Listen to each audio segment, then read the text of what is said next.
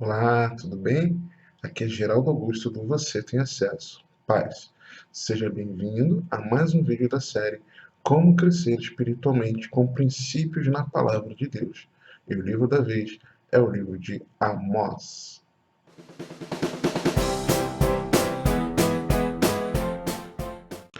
Bem, agora aqui na tela do computador, vamos então entender um pouco sobre esses princípios que vão nos ajudar a crescer espiritualmente no livro de Amós. Se é o primeiro vídeo da série que você assiste, deixa eu te explicar. De que maneira nós vamos estudar, né? O que nós vamos estudar? Nós não vamos estudar teologicamente, de maneira profunda, com um pano de fundo histórico, com questões sociais, personagens, né? Nada disso. Data, propósito do livro, e nem vamos passar por todo o conteúdo do livro, não é isso. O que nós vamos estudar e o que essa série de aulas ela propõe para nós? É de nós estudarmos fundamentos e ensinos que nós devemos praticar. É como praticar a palavra de Deus através de fundamentos e ensinos de cada livro na nossa caminhada cristã. Então são verdades bíblicas que o livro ensina e o que eu vou fazer, qual vai ser a minha ação a partir desse conhecimento, ok? É isso. Vamos lá? Primeiro, passos para conhecer a Deus e seus caminhos. Os julgamentos de Deus nunca deveriam ser uma completa surpresa, porque nós já sabemos quais são seus padrões.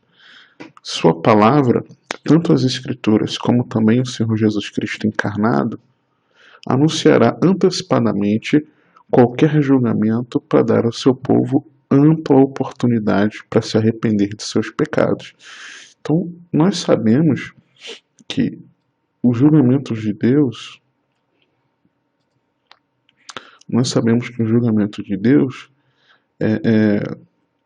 tem um padrão, né? Nós conhecemos esses padrões, né? Nós já sabemos quais são os padrões de Deus. Onde nós aprendemos isso? Nas Escrituras e também com os ensinamentos que o Senhor Jesus Cristo, quando encarnou, né? O Verbo esteve entre nós, habitou entre nós, nos ensinou. Então, se nós já sabemos quais são esses padrões, não deveria ser para nós uma completa surpresa, ainda que nós nos surpreendamos em um ou outro detalhe que não tenhamos conhecimento, mas de uma maneira completa não pode ser surpresa, né? Nós já sabemos que Deus vai retribuir conforme aquilo que nós fizermos. Por que nós já sabemos? Porque já conhecemos seus padrões na sua palavra. Só que aí, o que acontece? Por que Deus já anuncia para nós antecipadamente sobre qualquer julgamento? Para que nós tenhamos oportunidade, que é uma grande oportunidade ampla, para nos arrependermos dos nossos pecados. Então, é isso que nós vemos, por exemplo, no segundo livro de Crônicas, no capítulo 7, versículo 14. Então, se nós nos arrependermos, nos humilharmos, buscarmos a face do Senhor, o que ele vai fazer? Ele vai ouvir dos céus, vai nos perdoar e vai nos sarar nossa terra. Então, é isso. Então não deveria ser uma completa surpresa para nós. E aí Amós 3, versículo 6 diz para a gente: tocar-se-á a trombeta na cidade sem que o povo se estremeça? Sucederá algum mal à cidade sem que o Senhor o tenha feito? Entenda que Deus enviou calamidade para que o povo voltasse a ele. Então, quem enviou a calamidade? Deus. Para quem? O povo. Fizesse o quê? Voltasse para ele. Então nós vemos, por exemplo, no livro de Joel, eu não falo especificamente sobre isso no livro de Joel, mas foi a aula anterior, né, o vídeo anterior. Se você não assistiu, assista. Existe algo que nós confundimos muitas vezes.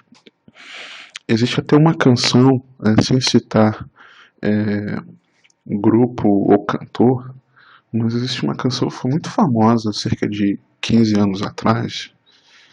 Estou gravando esse vídeo em julho de 2017, em que havia essa canção falava sobre restituição. Restitui, traga de volta o que é meu, né? Falando, né, uma declaração para Deus. E o que acontece? Eu bato muito nessa tecla. Eu entendia erradamente, e já há muitos anos eu bato nessa tecla com outro entendimento lá na palavra, de que nós não deveríamos agir dessa forma nessa situação. E muitos usam, não é que Deus não restitua, Deus restitui sim, né? Vou chegar lá. Mas o que acontece? As pessoas às vezes confundem o roubo do diabo com o envio da calamidade de Deus. Né? As pessoas confundem situações que nós nos envolvemos e ciladas em que nós nos metemos e permitimos sermos roubados, tá? Em detrimento a uma prova que Deus nos dá, ou então um tratamento que Deus nos dá em consequência de algo que nós tenhamos feito, ou em consequência de uma visão dele de nos preparar para algo, para um crescimento. Então, o que acontece? Muitas vezes usam o texto de Joel. Por que eu falei de Joel? Usam o texto de Joel quando o Senhor fala que restituiria. Deixa eu até abrir aqui. Deixa eu abrir aqui.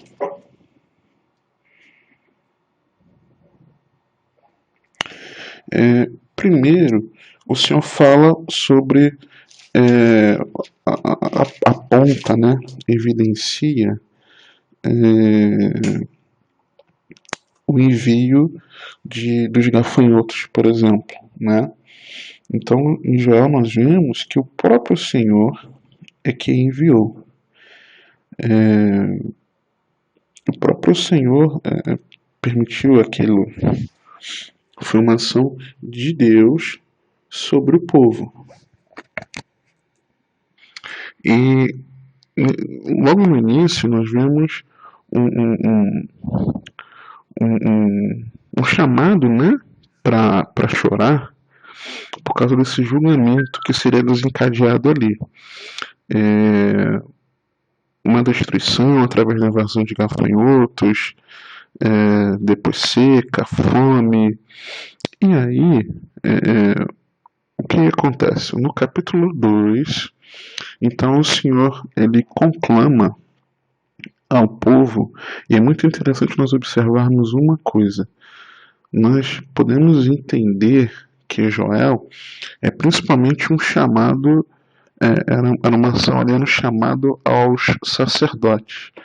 Né? Então, no capítulo 2, tem um chamado para que, a partir dos sacerdotes, a partir da liderança espiritual do povo, através de uma atitude, de uma ação, de choro, né, pelo povo, Deus traria então essa restituição, né? Então a misericórdia viria. E o versículo 17, no versículo 16 do capítulo 2 fala para congregar o povo, santificar a congregação, ajuntar os anciãos, reunir os filhinhos, os que mamam, que o noivo saia da recâmara, a noiva do seu aposento, e chorem os sacerdotes ministros do Senhor entre o pórtico do altar e orem. Orando como? Poupa o teu povo, ó Senhor, e não entregues a tua herança ao opróbrio, para que as nações façam escárnio dele. Porque hão de dizer entre os povos, onde está o seu Deus? E aí, no 18, então o Senhor se mostrou zeloso da sua terra, compadeceu-se do seu povo, e respondendo lhes disse, eis que vos envio o cereal, e o vinho, e o óleo, e deles sereis fartos, e vos não entregarei, mas ao opróbrio entre as nações. E aí, lá no versículo 25, o Senhor fala, restituir-vos-ei os anos que foram consumidos pelo gafanhoto migrador, pelo destruidor e pelo cortador, o meu grande exército que enviei contra vós outros. Então, quem estava restituindo?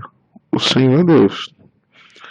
E quem enviou esses gafanhotos? O próprio Senhor enviou.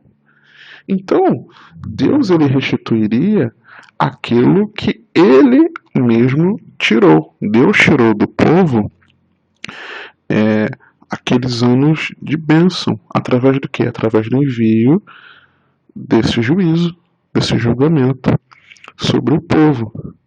Então, Deus ele restitui, só pode restituir algo aquele que tira. Deus tirou do povo, Deus restituiu. Entendeu? Se Deus tirou, Deus restitui. Outra coisa é o roubo do diabo. Quando é o roubo do diabo, você não vai. A nossa atitude não é, Senhor, restitui, eu quero de volta o que é meu. Não.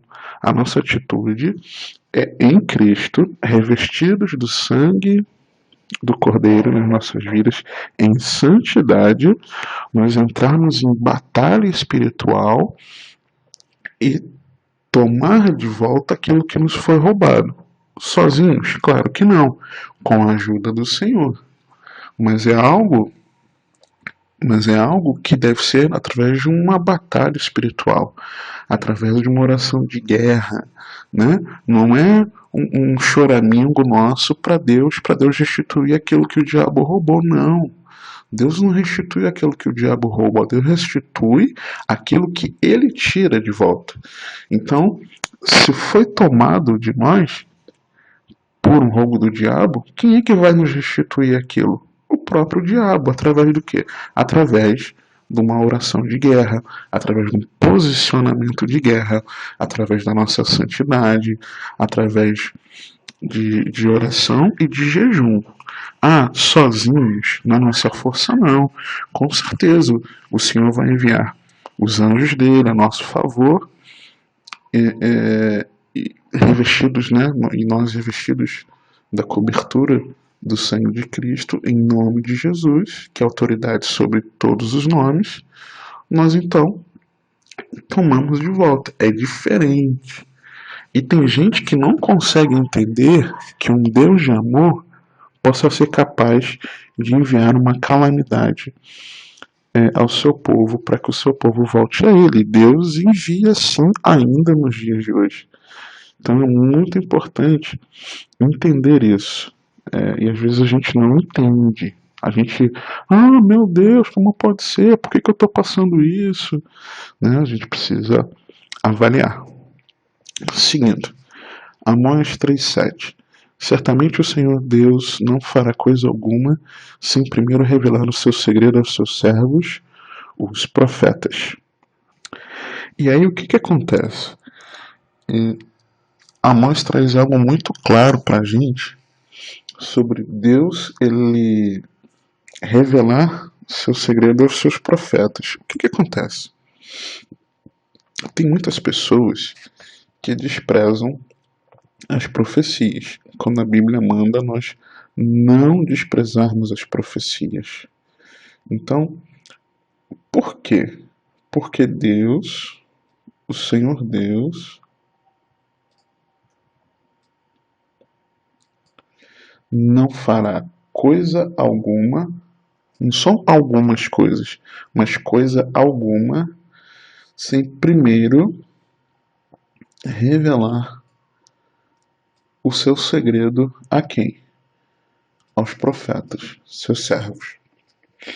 Então, nós devemos provar sim toda a profecia, pedir confirmação a Deus, saber se está condizente com a palavra de Deus, pedir sinais, testificar em nós. Então você precisa provar a profecia toda. Chegou alguém trazendo uma visão, um sonho, uma palavra de conhecimento, né, uma revelação. Você precisa provar, mas não julgar a pessoa. Você julga a profecia e prova ela pela palavra de Deus, se testifica, se condizente, peça sinais a Deus, entendeu? Mas nunca desprezar. E o que está acontecendo? Na aula passada de Joel também falei um pouco sobre isso. Em que sentido? Lá em Joel, depois desse tempo de choro, de arrependimento, só restituiria os anos que foram roubados, vem a promessa, aí tem uma mudança, uma promessa de avivamento, né? Prefigurando ali, simbolizando Atos 2. E a partir dali, Deus daria, e aí já começa também, já faz uma transição para os últimos dias, para os tempos finais, faz uma transição para isso, onde o Senhor ele traria, onde jovens e velhos sonhariam e teriam visões, e profetizariam. E por que eu falo nessa aula anterior, por que de 2015 para cá, né, nós estamos em 2017, quando eu gravo esse vídeo, nós temos tido tantas pessoas com sonhos e revelações, visões sobre muitos acontecimentos, ou sobre alguns acontecimentos dos tempos finais. Porque é um cumprimento dessa palavra de Joel 2, né? Já no momento que anteciparia o dia do Senhor. E aí, o que está acontecendo? Deus ele está trazendo, está revelando o seu segredo aos seus servos, os profetas. E o que está acontecendo na maioria das igrejas? Com a maioria dos líderes, com a maioria dos pastores, que respeito e amo muito a todos eles, estão desprezando as profecias. E isso tem sido um motivo de tristeza minha, porque eu tenho visto a igreja de uma maneira geral adormecida.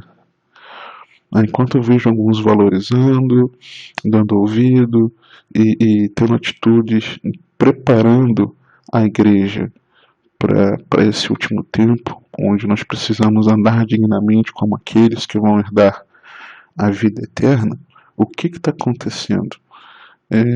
Deus não está falando com seus profetas? Não, Deus está falando. Ou os profetas estão retraídos e não estão falando aquilo que Deus tem mostrado, e profeta, veja bem, o profeta não necessariamente, né, o ministério do profeta não necessariamente é do pastor. Não, né, na maioria das vezes não é. Né? Alguns até são profetas também, mas na maioria das vezes não é. Muitas vezes não é. Muitas vezes são aquelas pessoas mais envolvidas diretamente, talvez com o círculo de oração, com o ministério de intercessão, né? Porque é o ministério dessas pessoas, né? Pode ser também o pastor, pode, né? Muitas vezes mas não quer dizer na maioria das vezes, tá? Nem sempre é. E eu tenho visto, tenho observado a igreja é muito adormecida em relação a isso. Então Deus tem trazido muitos sinais daquilo que ele já falou com seus profetas, e mesmo assim, com as coisas acontecendo, com aquilo que Deus antes primeiro revelou, né? Primeiro revelou o que? O seu segredo a quem? Aos seus servos profetas. E mesmo com esses sinais daquilo que Deus tinha revelado, as pessoas ainda estão adormecidas. E eu tenho orado todos os dias para que o Senhor desperte os profetas, para que o Senhor os levante, eles não temam em anunciar aquilo que Deus tem falado a eles, porque já tem falado a muitos, e que as lideranças não desprezem, também que os irmãos não desprezem, mas que provem, né? Provem pela Bíblia, primeira coisa, e provem pedindo sinais, peçam sinais. E Deus está confirmando uma série de coisas. O que está acontecendo na nação brasileira, por exemplo, em que o Senhor ele trouxe essas revelações para alguns irmãos. O que está acontecendo no mundo, Deus trouxe essas revelações. Deus trouxe. E são coisas, muitas delas, condizentes com a palavra de Deus. E muitos têm ignorado. Muitos têm ignorado a questão. Deus tem alertado a respeito de terremotos ou tsunamis, ou não, tsunami, né? Muitos têm ignorado, achado que isso não vai acontecer aqui na nação. E Deus alertou os seus profetas, por exemplo, recentemente, nessa semana, nós tivemos vários terremotos, em torno de 5 ou 6, se eu não me engano, espalhados pelo Brasil, do norte do Brasil para o sul, né, em um período de tempo muito curto. Não me lembro agora se foi no mesmo dia ou em 2, 3 dias, mas um período de tempo muito curto, numa escala talvez não desesperadora, mas muito acima daquilo que é o padrão. E você não viu divulgando isso muito aí pela mídia, né? Você não viu divulgando muito isso. Então Deus está mostrando, está dando sinais daquilo que Ele já tem falado, e muitas vezes a igreja está adormecida. Eu oro em nome do Senhor Jesus para que você desperte para a realidade do Senhor, que você se prepare espiritualmente, que você prepare a sua família, que você tenha a sua vida no altar do Senhor, que você ande em santidade, se arrependa dos seus pecados, que você anuncie o Evangelho, que você não seja pedra de tropeço para outros irmãos, ou que você não impeça as pessoas de conhecerem Deus, mas muito pelo contrário, que muitos possam conhecer Deus olhando para a sua vida, né? Então, que nós possamos despertar para isso. Deus tem falado aos seus servos profetas, sim, tá? Então entenda que Deus nunca faz qualquer coisa sem que Ele já o tenha anunciado antes, através de seus profetas. Desenvolva os ouvidos para que ouçam o que o Espírito está dizendo através dos profetas aqui, às igrejas. Quem está dizendo? O Espírito. Através de quem? Dos profetas. Então o que nós precisamos fazer? Desenvolver os ouvidos para que possamos ouvir. E muitas vezes nossos ouvidos estão tapados, estamos ouvindo tanta coisa aí e não estamos ouvindo o que o Espírito está nos dizendo. Amém? Amós 7, a partir do 7. Mostrou-me também assim: eis que o Senhor estava sobre um muro levantado a prumo, e tinha um prumo na sua mão. E o Senhor me disse: que vês tu, Amós? E eu disse: um prumo. Então disse o Senhor: eis que eu porei o prumo no meio do meu povo Israel, nunca mais passarei por ele. Mas os altos de Isaac serão assolados e destruídos os santuários de Israel, e levantar-me-ei com a espada contra a casa de Jeroboão. Saiba que Deus julga todos de igual modo pelos padrões da sua palavra e pela vida de Jesus Cristo. O que acontece? Eu não sei se você já teve oportunidade de ver alguma parede sendo levantada, por exemplo, ou se você mesmo já levantou alguma, né? Talvez você seja alguém que já tenha construído uma parede, mas, por exemplo, vou fazer desenho aqui uma parede um pouco torta, bastante torta, aliás, né?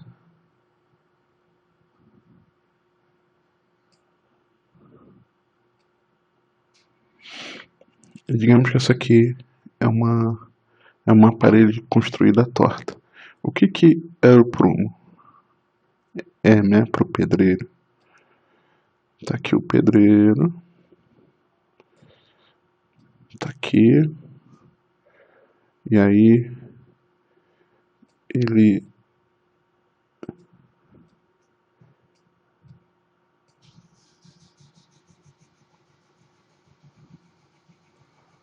tá aqui. E aí ele tá segurando o prumo. E o que seria o prumo? O prumo é um instrumento, uma espécie de um pêndulo, onde o pedreiro ele segura uma cordinha, né? Segura uma cordinha e ele tem um instrumento, uma espécie de um pêndulo, onde ele verifica se aquela parede está nivelada. Então ele constrói, assenta os tijolos e ele, através desse instrumento, ele verifica se a parede está aprumada. Se não estiver, o que ele precisa fazer? Ele precisa refazer o seu trabalho. Isso também ele faz, se eu não me engano, em assentamento em colocação de revestimento, né, em parede, quando ele reboca, embolsa, se eu não me engano faz isso também. E era isso que Deus fez. A visão que Amós teve era de um prumo no meio do povo de Israel. O que esse prumo faria? Verificaria se o povo estava andando retamente segundo as Escrituras. E não estava. E não estava.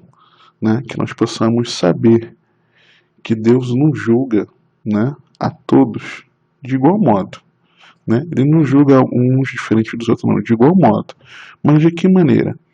Pelos padrões da sua palavra e pela vida de Jesus Cristo. Hein? Segundo, diretrizes para crescer em piedade. Os rebeldes e desobedientes que estão entre o povo de Deus tendem ativamente a desencorajar um comportamento piedoso e justo da parte de outros. Deus trará severo julgamento contra estes. Deus quer que façamos tudo o que podemos para encorajar o seu povo a buscá-lo e a obedecer a sua palavra. E o que acontece? Existem pessoas que procuram ter um comportamento, muitos, graças a Deus, um comportamento piedoso e justo. Como assim? Pessoas que procuram ter uma vida devocional intensa, de intimidade a Deus, de buscar Deus, de meditação na palavra, de oração, de andar em santidade, de dizer não ao pecado, de renunciar aos seus desejos, de eliminar o pecado da sua vida, né? De buscar fazer, de praticar a palavra de Deus. E tem gente rebelde, por quê? Porque se posiciona contra, e desobediente porque não obedece a quem? A palavra de Deus. Eles tentam ativamente desencorajar essas pessoas que estão querendo andar de uma maneira cristã digna. E onde é que eles estão? Entre o povo de Deus. Então Deus vai trazer um severo julgamento contra estes. Deus quer que façamos tudo o que pudermos para encorajar o seu povo a buscá-lo e obedecer a sua palavra. Está vendo alguém se santificando, buscando a Deus, meditando na palavra, sabe, uma pessoa que está crescendo espiritualmente? Incentiva. né? Incentiva. E se você desencorajar, né? O que Deus vai fazer? Deus vai trazer um severo julgamento sobre a sua vida. Ok? Tenha muito cuidado, incentiva. Busque você e incentive os outros. Não faça o contrário. Amós 2,4. Assim diz o Senhor. Por 3 transgressões de Judá e por 4, não retirarei o castigo, porque rejeitaram a lei do Senhor, né? Primeiro rejeitaram, não guardaram os estatutos, antes se deixaram enganar por suas próprias mentiras, após as quais andaram seus pais. Então, eles desprezaram, não conheceram, e desprezaram, não guardaram, e não quiseram saber, rejeitaram, então eles foram enganados. Né? Foram enganados. Entenda que a ignorância quanto à palavra de Deus leva a crenças mentirosas. Então tem pessoas que acreditam em algumas coisas porque desconhecem a palavra de Deus. Né? Então tem pessoas que creem em certas situações, posturas, posicionamentos de vida porque ignoram a palavra de Deus. E não é assim. E um outro detalhe, o que esse versículo fala? Esse versículo fala que foram aprendidas com quem? Com seus pais. Então, o que nós precisamos entender? Que tradições vazias tendem a transmitir decepção. Tradições vazias transmitem decepção. O que nós precisamos fazer? Desprezar as tradições? Não. Muito pelo contrário. Porque a Bíblia nos orienta, a nós pais, a Bíblia orienta a nós pais a ensinarmos aos filhos, transmitirmos a cultura de Deus aos filhos. Então Deus manda que o pai transmita e a mãe transmitam aos seus filhos. Então essa tradição de transmitir a cultura de Deus, ok, mas tradições vazias, não. Tudo bem?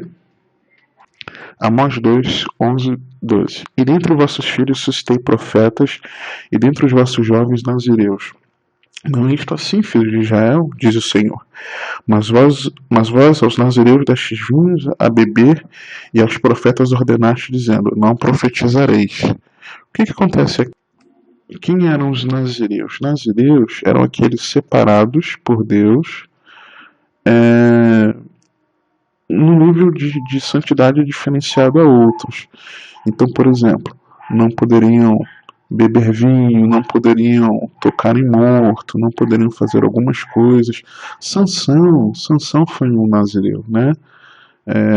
Que ele acabou infringindo uma série de regras. E por ele ter infringido essa série de regras, a última derradeira foi ele ter, por irritação, né? Ficou irritado com a perturbação de Dalila, ele abriu o coração e revelou o segredo da força dele, que era no voto de separação dele a Deus, não cortando o cabelo. Então, o que nós vemos aqui? Que aos nazireus destes vinho a beber, ou seja, você fez com que o nazireu errasse. O nazireu ele não bebia vinho, era um voto dele com Deus.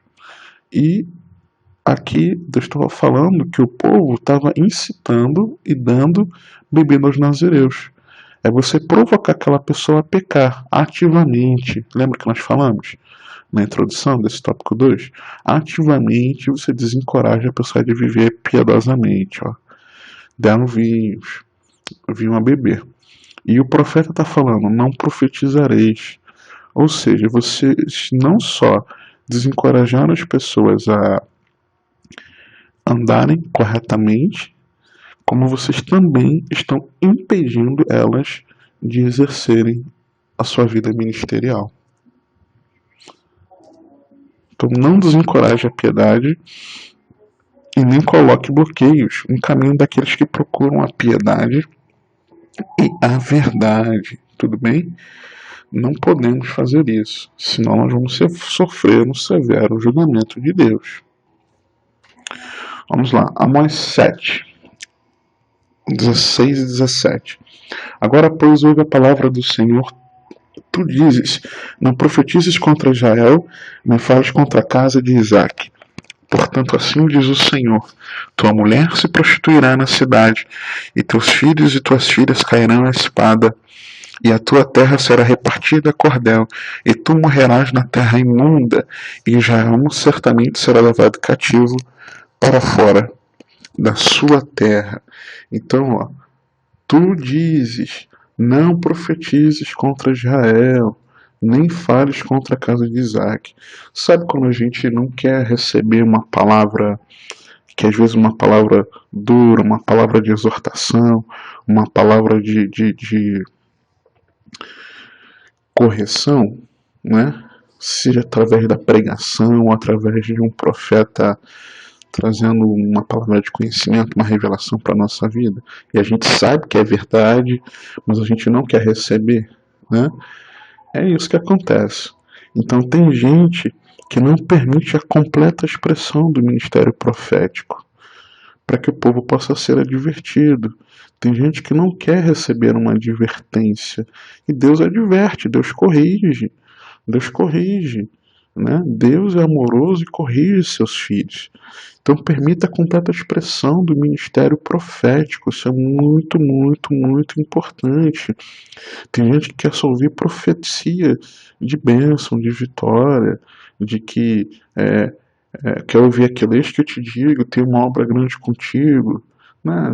Puxa, gente, na boa, é só isso que Deus usa os profetas? Claro que não. Né? Ah, mas tem profeta que fica lançando profetado. Tem, mas lembra que eu falei para provar a profecia? Se está condizente com a palavra de Deus, né? Se é algo bíblico, se tem sinais daquilo, evidências. Né? Pede confirmação. Né? É muito simples isso. É profundo, mas é simples. O problema é que tem gente que ou despreza ou supervaloriza. Não pode. Né? Não pode nem uma coisa nem outra. Tá? Então, muito importante isso. E outra coisa, encorajar a pregação verdadeira da palavra de Deus. O que acontece? Aqui eu quero investir um tempo com você. Por quê? Nessa semana, Deus tem me falado algo, tem me despertado para que eu escreva sobre isso. Sobre Evangelho,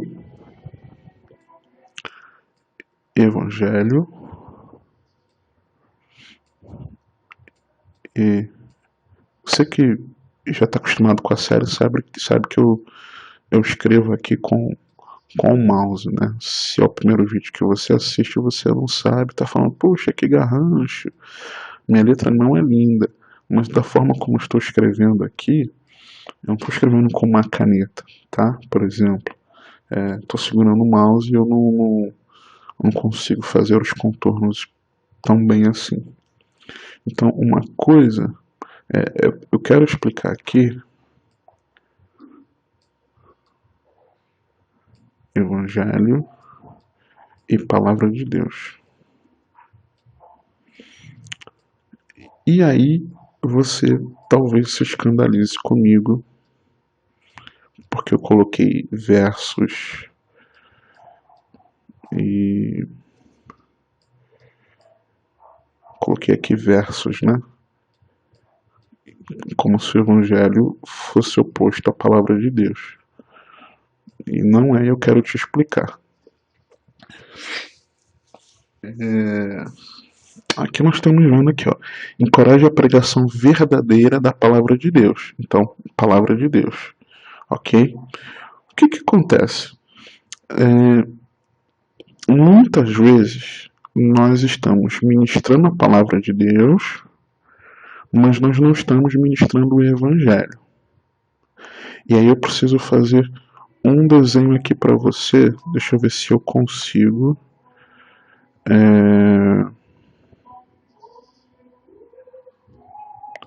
Se eu consigo, acho que eu consegui.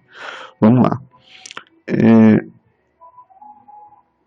Uma coisa não é diferente da outra, mas vamos lá. Deixa eu colocar aqui, ó. Deixa eu ver se consigo escrever aqui, né?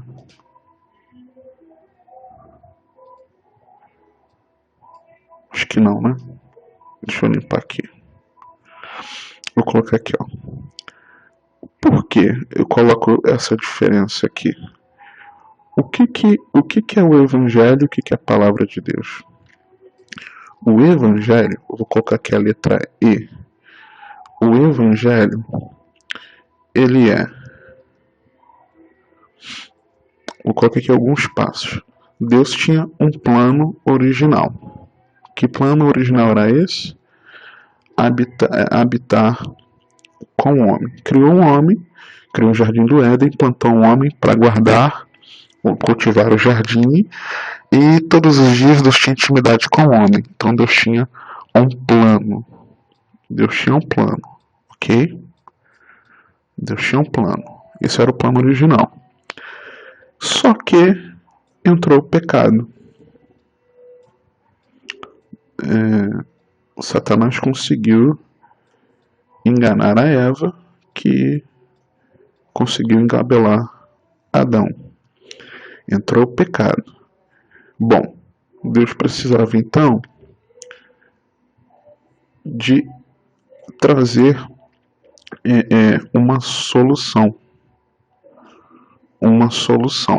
Por quê?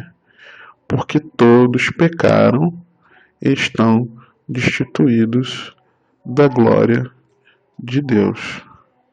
Então Deus tinha um plano, Gênesis 1 e 2. Entrou um pecado no mundo, Gênesis 3. Deus precisou trazer uma solução, João 3,16, enviando o seu Filho por amor a nós, para que todo aquele que cresce não perecesse, mas tivesse vida eterna. E aí, por quê? Porque todos pecaram, estão destituídos da glória de Deus. Se eu não me engano, Romanos 8:23. Deixa eu abrir aqui. Para não te falar erradamente.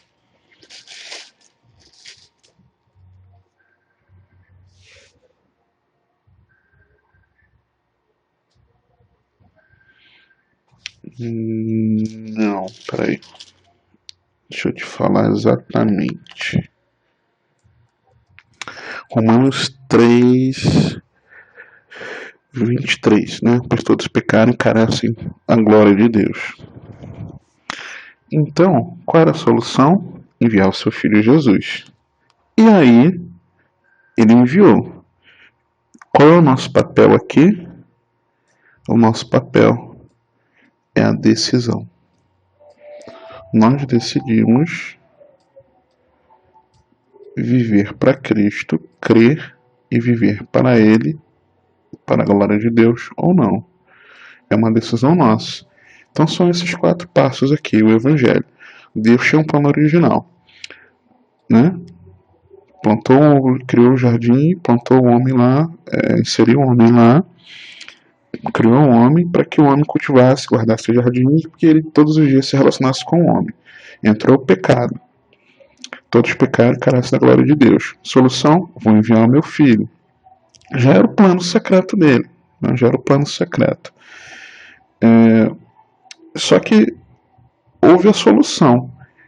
Só é eficaz na minha vida se eu tomo a decisão de crer no sacrifício de Jesus na cruz e que ele ressuscitou e que eu morri para esse mundo nele e vivo para Deus, que a vida dele está em mim e através de mim. É uma decisão. Então isso aqui fala de renúncia, de levar nossa cruz, de nós passarmos sim por aflições, por tribulações. Isso fala sim de uma vida em santidade e de que uma cabeça na nossa redenção, né? Nós fomos reconciliados a Deus e a nossa cabeça precisa estar na eternidade. E o que acontece? Nós temos então o Evangelho, essa é a essência: cruz, renúncia, novo nascimento, andar em santidade, negar a si mesmo. E tem aqui, ó, e temos a palavra de Deus. Vou colocar aqui PD, palavra de Deus. A palavra de Deus ela tem uma série de coisas que ela nos aborda. Ela fala sobre o Evangelho, de Gênesis ao Apocalipse. Ela nos fala sobre o Evangelho, que eu te expliquei aqui resumidamente. Ela fala sobre família, por exemplo, né? Gênesis 2, 24 fala de família, casamento, filhos, né? Fala de educação de filhos. Ela fala de relacionamento com os relacionamentos interpessoais, como lidarmos com as pessoas. Ela fala sobre como você ser um bom marido, como a mulher ser uma boa esposa. Ela fala como ser um bom profissional. Ela fala sobre como nós cuidarmos da vida financeira. Fala sobre como nós cuidarmos da vida ministerial. Uma série, várias outras vertentes aqui. A palavra de Deus nos fala sobre muitas coisas. Só que o que acontece? O que está acontecendo? Estamos pregando muito tudo isso aqui, ó. Muito tudo isso aqui. E isso aqui. E nós estamos esquecendo deste aqui. Lembra o primeiro que eu falei, o Evangelho? Então nós estamos motivando as pessoas através de uma teologia, não só teologia da prosperidade, né, de que eu não posso sofrer tribulação nenhuma, provação nenhuma, que o crente não pode passar nada, não pode adoecer, não pode passar por escassez, não pode nada, né, essa é a teologia da prosperidade. Veja bem, não estou dizendo que prosperar é errado, muito pelo contrário, né? Em várias áreas Deus nos faz prosperar na saúde, nos relacionamentos, na vida financeira. Eu creio nisso, tá? Mas de você pregar que nunca você pode sofrer isso se você estiver passando por um momento de dificuldade, é por pecado, ou porque você não tem fé, ou porque isso e aquilo, na maldita teologia da prosperidade, está errado. E mais modernamente, a teologia chamada teologia de coaching, né? Ser coach virou uma profissão aí interessante para muitos. Você participar de sessões de coaching para o seu aperfeiçoamento, também muitos participam, muitos cristãos, mas não vejo erro nisso, né? Em áreas da sua vida você buscar um aperfeiçoamento seu, um aprimoramento para você atingir resultados, não sou contra, mas o que acontece? As pregações, ou se não estão sendo nessa teologia da prosperidade que eu acabei de falar, elas estão entendendo para a teologia de coaching. Como assim? Como ser um melhor marido? Como ser uma melhor esposa? Como vencer o tempo de escassez? Como fazer isso e aquilo outro, né? Buscando ser uma pessoa melhor. Como viver nos relacionamentos interpessoais. Como não sei o que, não sei o que, não sei o que. E as pessoas estão indo recebendo palavras, ministrações, semana a semana, mês a mês, ano a ano, e o que vai sendo cultivado nelas não é um desejo da eternidade. As pessoas não só vivem com os pés fincados na terra, né? Parece que as pessoas estão enraizadas na terra, mas a mente e o coração também estão na terra. E tá errado, gente. Me perdoa. Não preciso falar. Tá errado isso. Tá errado, tá errado, tá errado, tá errado e tá errado. Porque nós estamos criando nas pessoas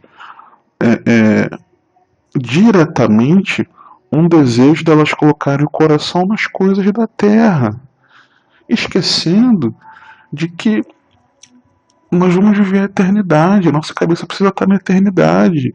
Não é que nós vamos ignorar o que temos aqui, nossos relacionamentos, a nossa vida profissional, não é negligenciar, muito pelo contrário, nós aprendemos na palavra de Deus, precisamos fazer em excelência, e Deus se manifesta também através disso.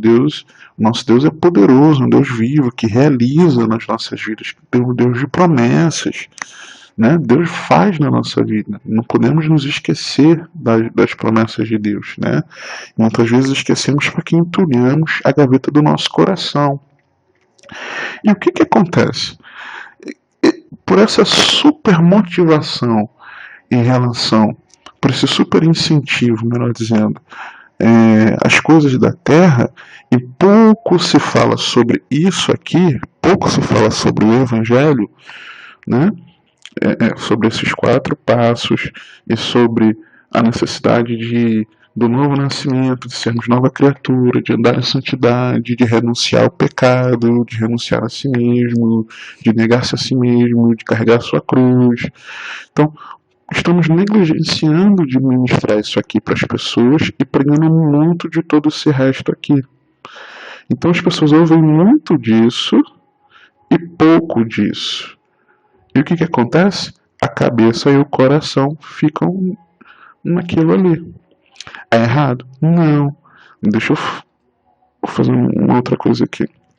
Então, a pessoa fica com a cabeça, vou tentar aqui desenhar a cabeça, né? Se eu não conseguir, me perdoa. Mas a pessoa fica com a cabeça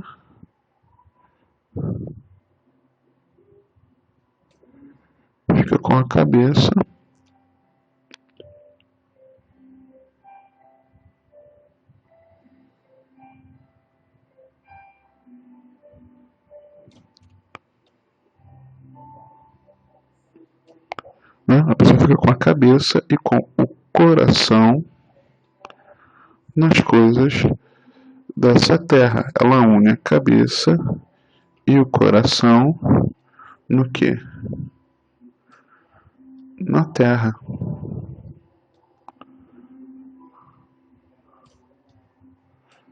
Nas coisas da terra.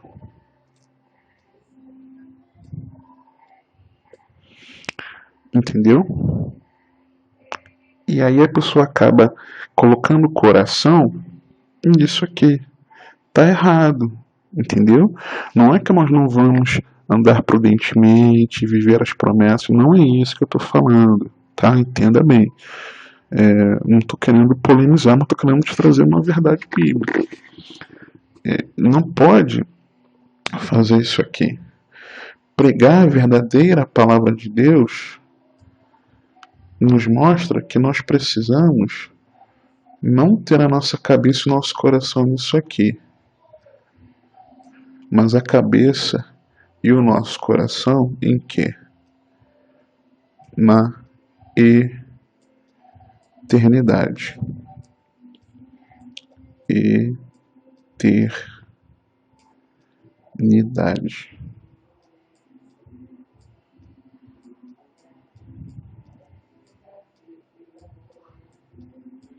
Na eternidade, ok? Então, vamos lá. Imagina que esse aqui é o conjunto, vou colocar aqui, ó, o Ezinho de Evangelho, e eu vou colocar aqui de novo,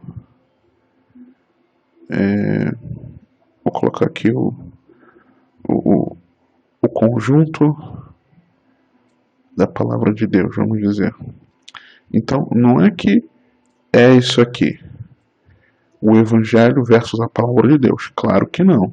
Isso aqui está errado. Não é isso. O que acontece é isso aqui, ó. O Evangelho, vou colocar aqui de novo. O Evangelho está contido. Vou desenhar aqui tentando desenhar aqui um conjunto da palavra de Deus, tá? O Evangelho está contido na palavra de Deus.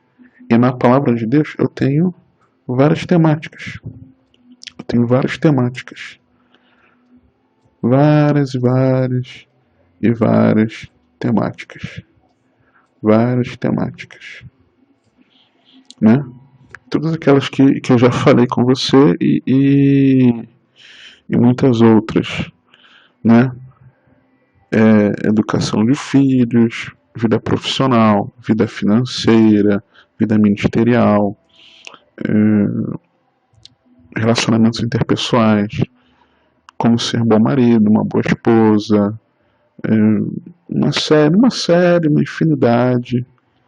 uma infinidade de temas e assuntos, né? Uma infinidade de temas e assuntos. Vários temas, vários.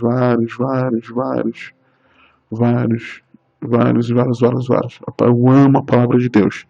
E eu creio que ela é a ferramenta, um instrumento poderoso em Deus para mudar a realidade de uma pessoa em todos os níveis. Porém, eu creio firmemente, eu creio firmemente que o Evangelho é o poder de Deus para a salvação. O Evangelho, tá vendo aqui? Qual é o que mais se destaca aqui pelo tamanho que eu coloquei? Coloquei um desenho aqui maior para o E do Evangelho. Por quê? Porque dentro da palavra de Deus, o que precisa estar em mais destaque nas nossas pregações, se você prega, é um alerta que eu te faço, uma advertência que eu te faço, em amor, precisa estar em destaque. Né? Você pode pregar tudo isso aqui, mas insere na tua ministração que tudo isso precisa estar canalizado aqui para o Evangelho. Né? Eu preciso ter uma boa vida profissional para glorificar o nome de Deus, porque através de uma boa vida profissional, um bom profissional, as pessoas vão me olhar, né? Meus colegas de trabalho vão me olhar, meu chefe, ou os meus chefiados, meus liderados, vão me observar e vão ver Deus na minha vida. E como um bom profissional, eu vou ter oportunidade de falar do Evangelho para eles, poder de Deus para a salvação de todo aquele que crê, entendeu? Eu vou ser um bom marido, né? Vou ser um bom marido para que as pessoas possam ver como eu cuido bem da minha esposa, amo, cumpro o meu papel como marido em amor a ela, e elas vão ver Deus na minha vida. Isso é uma oportunidade delas enxergarem o Evangelho. Você vai ser uma boa esposa, né? Muitas irmãs, os maridos não são cristãos, né? Casaram e depois ela se converteu e ele não, né? Como a Bíblia nos orienta, né? Aqui as mulheres santificam os maridos, e o marido que é crente, a esposa descrente que santifica a esposa. No seu bom desempenho como marido ou esposa, o teu cônjuge vai ver Deus em você e é uma oportunidade dele ser evangelizado, né? O poder de Deus para a salvação. As pessoas que estão vendo também vão ter essa oportunidade. Eu vou educar bem meu filho. A mesma coisa. Por que o seu filho faz assim e o meu acha diferente? Não, é porque eu ensino isso da palavra de Deus para ele. Vamos ver a diferença do que serve e do que não serve. Oportunidade para quê? Para o Evangelho. E assim vai em todas as áreas da vida. Tá entendendo? Então, todas essas precisam apontar para cá. Para cá, para cá, para cá, para cá, para cá, para cá, todas elas. Por quê? Tudo que Deus nos instrui para sabermos andar aqui na Terra é com esse foco, tá? Então, talvez o ideal fosse eu fazer isso aqui, ó. Este aqui e todos os outros ensinamentos que são muito importantes precisam estarem atrelados ao Evangelho, que é o poder de Deus para a salvação. Tá entendendo? Tá? Ficou chateado comigo? Não? Estamos na bênção? Bem? Vamos seguir. A mais 8, 11 a 12. Eis que vem dias, diz o Senhor Deus, em que enviarei fome sobre a terra, não fome de pão nem sede de água, mas de ouvir as palavras do Senhor. E irão errantes de um mar até outro mar, e do norte até o oriente, correrão por toda parte buscando a palavra do Senhor, mas não acharão, né? Não acharão. Então nós precisamos ter fome e sede pela palavra de Deus enquanto ela está disponível. Então estuda mesmo, se capacita, aprenda, leia a Bíblia, estude, de preferência toda, a Bíblia toda, mas se não, ainda não conseguiu ler a Bíblia toda, leia pelo menos, comece lendo todo o Novo Testamento, né, no mínimo todo o Evangelho, depois parta para todo o Novo Testamento e leia a Bíblia toda, tá toda, a Bíblia inteira. Então é muito importante, tenha fome e sede pela palavra de Deus. Em terceiro lugar, princípios para uma vida sábia. A pessoa sábia não depende de seus feitos e de suas experiências espirituais passadas para garantir o sucesso no futuro. Nem é preguiçosa e autoindulgente hoje. Deus rejeita tanto a complacência como a autoindulgência. O que acontece? Tem gente que se gloria de experiências espirituais passadas, né? Coisas que fizeram em Deus, e nisso elas se garantem para o sucesso no futuro. Não é isso, não é porque Deus te usou para curar, um exemplo, que Deus te usou para curar uma pessoa no passado, que Deus vai te usar para curar hoje. Não é que Deus mudou e não tem poder, ele é o mesmo. Mas depende de você, precisa saber como você está agindo nisso. Você continua agindo em fé? Você ainda crê que Deus pode realizar? Como é que está a sua vida, né? Então não são as experiências passadas, é como você se posiciona, você tem a mesma disposição para realizar. Ah, eu já ganhei tantas vidas para Jesus, mas com certeza eu vou ganhar muitas no futuro.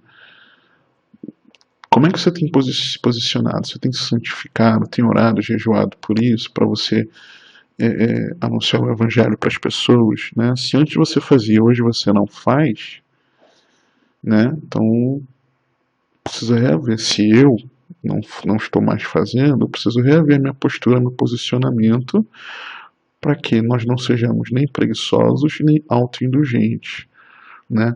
O preguiçoso é aquele que acha que não precisa fazer nada, que a vida espiritual tá boa, né? Não precisa orar, não precisa jejuar, não precisa ler a palavra, não precisa fazer nada, não precisa estudar, não precisa praticar o amor, não precisa fazer nada.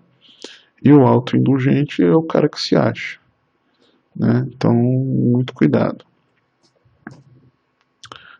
Nós precisamos ter muito cuidado. Ai dos que vivem sossegados em Sião, né? Tranquilos, e dos que estão confiados no monte de Samaria, que tem nome entre as primeiras nações, e aos quais vem a casa de Israel, né? Então seja zeloso pelas coisas de Deus e rejeite qualquer atitude de elitismo espiritual. Seja zeloso sempre, não seja sossegadão, tranquilão, preguiçoso, e não se ache que você está acima de algum irmão ou de alguém que ainda não professa fé em Cristo. Rejeita essa atitude em nome de Jesus. Amós 6, 3 a 5. Ó vós que afastais o dia mau e fazeis chegar o assinto da violência, ai dos que dormem em camas de marfim, se estendem sobre seus leitos e comem os cordeiros do rebanho e os bezerros do meio do curral, que cantam ao som da viola e inventam para si instrumentos musicais, assim como Davi. E continua no 6, que bebem vinho em taças e se ungem com o mais excelente óleo, mas não se afligem pela ruína de José. Portanto, agora irão em cativeiro, entre os primeiros dos que forem levados cativos, e cessarão os festins dos banqueteadores. Jurou o Senhor Deus por si mesmo, diz o Senhor, o Deus dos exércitos, abomina a soberba de Jacó, e odeia os seus palácios, por isso entregarei a cidade e tudo o que nela há. Então, veja, note aqui. Então, vós que afastais o dia mal, né? Só a bonança, só a vida boa. Então, dormem em camas de marfim, se estendem sobre seus leitos, comem cordeiros do rebanho, bezerros do curral, cantam, né, ouvem música, inventam instrumentos, bebem vinho em taças, se ungem com mais excelente óleo. porém não se afligem pela ruína de José. Né? Então, o que isso mostra para nós? Primeiro que devemos exercer o controle sobre os nossos anseios. Né? Os nossos anseios não precisam ser umas coisas desmedidas, muito pelo contrário. Segundo que temos que ter temperança em todas as coisas, moderação, temperança. Eu não posso ter uma vida desmedida, desregrada. E outra que eu não devo ser egoísta, de jeito nenhum. E eu preciso permitir que o zelo de Cristo e o amor não egoísta caracterizem a minha vida. Então, uma vida cristã é uma vida que não vive em excesso, controla os seus anseios, né? Suas expectativas não estão em ter casas, carros, negócios, isso, aquilo, relacionamentos, isso, aquilo lá.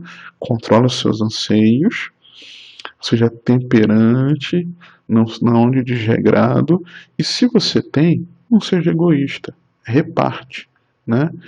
Que esse zelo de Cristo e esse amor não egoísta possam caracterizar a sua vida e a minha vida. Beleza? E aí? Você foi edificado com esses fundamentos e ensinos? Olha, coloque eles em prática para que você possa crescer espiritualmente. Tudo bem? Agora quero te entregar uns presentes. Quero te entregar os slides dessa aula e te entregar também um guia de 3 passos simples, mas poderosos. São princípios bíblicos que vão te ajudar a renovar a sua vida espiritual, que vão te ajudar a aquecer a sua vida espiritual. Tudo bem? Como é que você baixa esses presentes? Você baixa esses presentes aqui desse lado, tá vendo aqui, ó? Baixa os presentes, ou então aqui embaixo, do outro lado, download dos presentes, tá vendo aqui com a setinha, ok? Ou então ó, na descrição desse vídeo, tá vendo a descrição do vídeo aqui, ó? Você clica e vai ter lá o download dos presentes, ou no final do vídeo, aqui você também pode fazer o download, tudo bem? Agora eu quero te pedir alguns favores. Eu quero pedir que você curta esse vídeo. Se esse vídeo te edificou, te abençoou. Se não abençoou, coloca lá que não gostou, tudo bem, que eu vou entender. Comente, coloque a sua dúvida, mas acima de tudo, compartilhe esse vídeo. Por quê? Quando você interage assim com o vídeo, compartilha, você vai estar ajudando a que mais pessoas conheçam essas verdades. Por quê? O YouTube vai enxergar que esse vídeo é relevante e vai passar a mostrá-lo para mais pessoas. Tudo bem? Ok? Você também pode se inscrever no canal. Clicando aqui, ó, você pode se inscrever no canal e toda vez que publicar novas aulas, novas reflexões, você vai ficar sabendo. Clica aqui, se inscreva e marque o sininho para você ser notificado. Tudo bem? Que o Senhor te abençoe e te guarde. Que Ele te conduza e governe a sua vida, porque você tem acesso.